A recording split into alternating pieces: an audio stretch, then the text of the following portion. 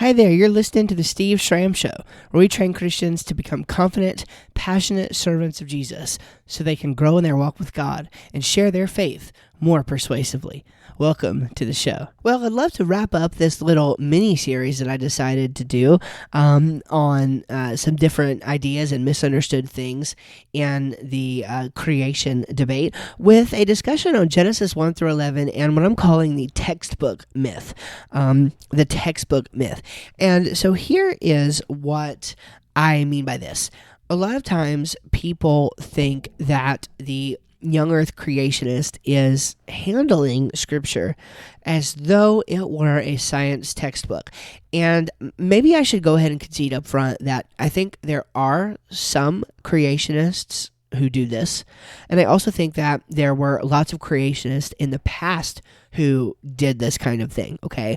There was a direct correlation in many cases, with a direct scientific principle that was purported to be taught by Scripture, when really the concept isn't there. Frankly, if anything, we could glean something very vague from the Scripture with respect to some of these things.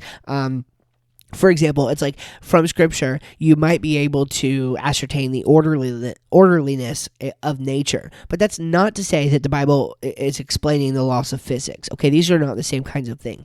So there are some who do. But a lot of times the charge is made that we all view these chapters as though things were happening in a science textbook. The first chapter of Genesis, for sure, is where this kind of claim or assertion is made. They might say things like, well, there's no reason to think that the days of Genesis have anything to do with biology. Or they might say that the bringing about of the universe from nothing is not trying to describe to us in a scientific way exactly what happened. And so to those people, I would agree. I would agree. I don't think that Genesis 1 is telling us anything about astronomy or about biology or anything of that nature. Okay, but it's a modern idea. Now, I want you to understand the difference between ancient and modern, okay? It's a modern idea that we look at these things as scientific, okay, in the sense of the scientific method. Now, there were, in biblical days, people who were interested. There's actually a lot of ancient Near Eastern works with respect to things like astronomy and things of that nature, okay? But that's not to say that they were thinking about things in the way that a person, a scientist specifically, living in the 21st century would think about them. They thought about them differently. They did not have, obviously, nearly the amount of information that we have today. So it's not as though we should view these chapters as though they are a science textbook. And thank God, because science textbooks change. But I would like to say, to kind of put it in an aphoristic way, the way that I have put it in other things in the past, I can't even believe I remembered this. But one way that I used to put it is this. Rather, it is a historical truth book. So it's not a scientific textbook, but it's a historical truth book. And what I mean by that is that the Bible is accurately describing for us the events that took place in a historical fashion.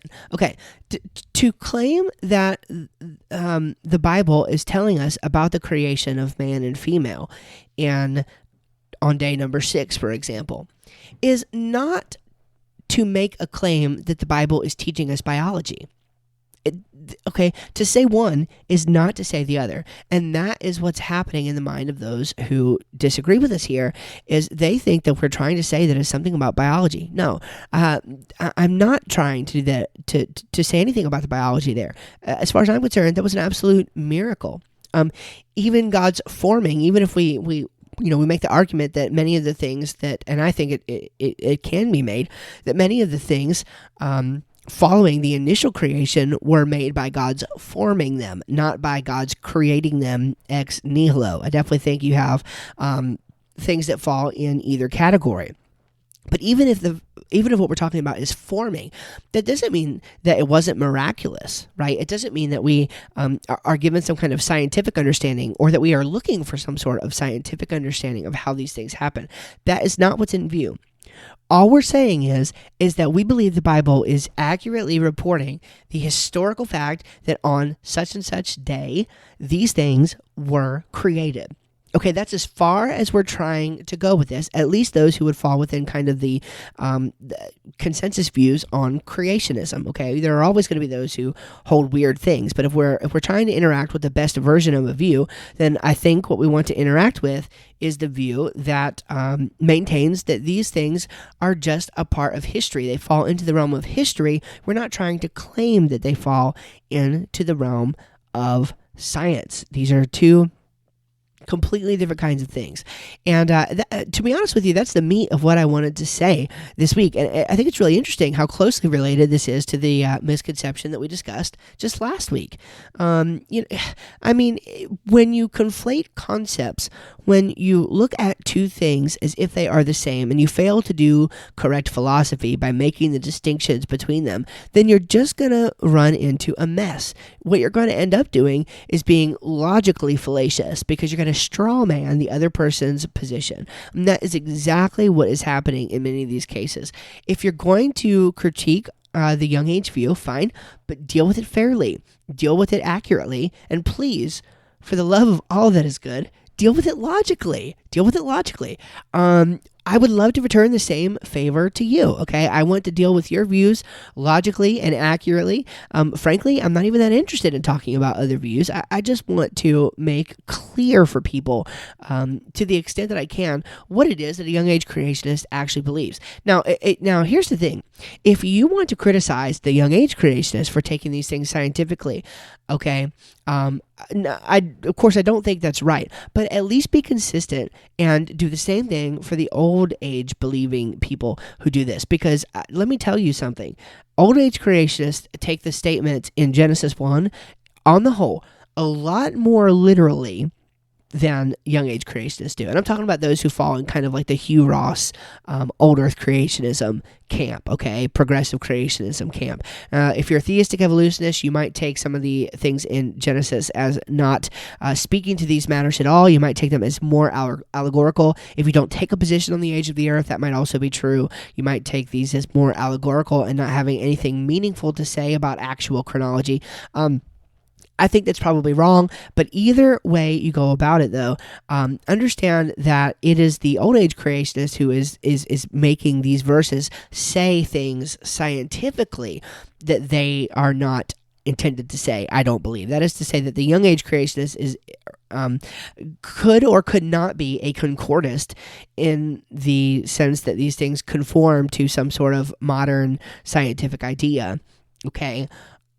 Or a non-concordist in the sense that these things do not conform to some necessarily scientific idea, but they're just a matter of history.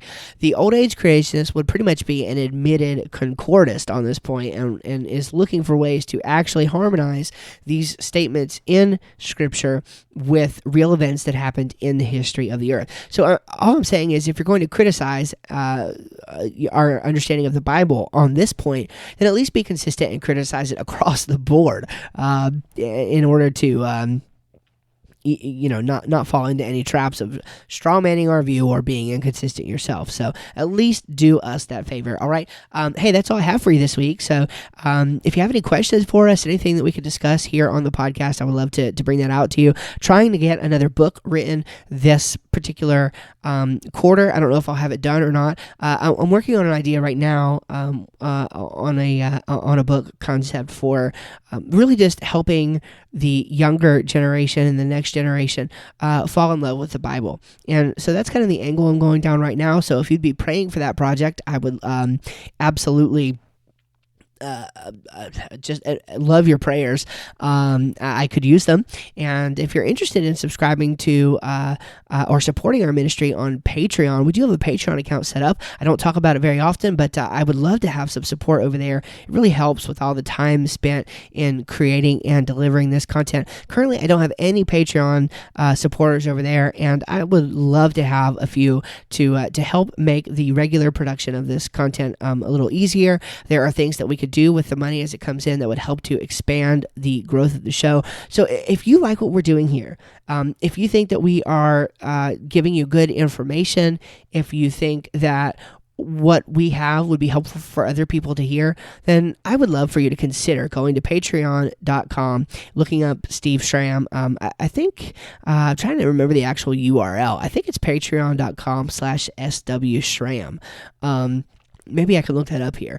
But if you would go there and just, pray about supporting us, you can support for as little as $1. I mean, as little as $1. And believe it or not, that can go a long way. It really adds up over time with the people that we have listening. So you would be surprised at how big of an impact you can make, even with $1. Of course, we have options that go up and beyond that. And if you become a supporter on Patreon, there are definitely some perks and things that you can also find there as well. And so it goes beyond just supporting the ministry. We also have ways for you to contribute to future ideas that happen, things that are going to be coming down the pike in the ministry, and you get shout outs on the podcast and just all kinds of stuff. Personal video message from me. Yeah, so you can get that by going to Patreon. That's patreon.com/SW Schramm. So that's SWSCHRAMM. I would love for you to go there, check out the different levels that we have available. And if you think that you could possibly consider supporting us on a monthly basis, I would absolutely love that, even for as little as $1. So thank you for everything that you do. Thank you for making this ministry possible. And share it, subscribe to it, review it, all the things. Thank you so much. I love you. We'll see you next week. Bye-bye.